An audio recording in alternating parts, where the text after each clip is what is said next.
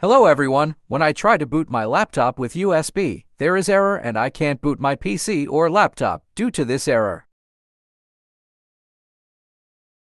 EFI USB device has been blocked by current security policy. If you are also facing this issue, then in this video we will fix it. Restart your laptop and press F2 to enter this screen where you can edit the settings of your device. In my case it opens by pressing F2 key. It might be different in your case. Here you can see all your device specs. On the top there is option security. Open security settings, then you will be on this page. Here you can see that security boot is enabled.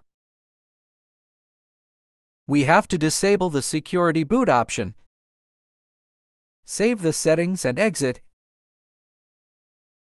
After doing this, our problem will be fixed. Now when we boot our laptop with USB, let's see whether the error still occurs or not. I will press F10 for boot menu. As you can see that there is no issue. We can run either Kali Linux or any other operating system on one laptop.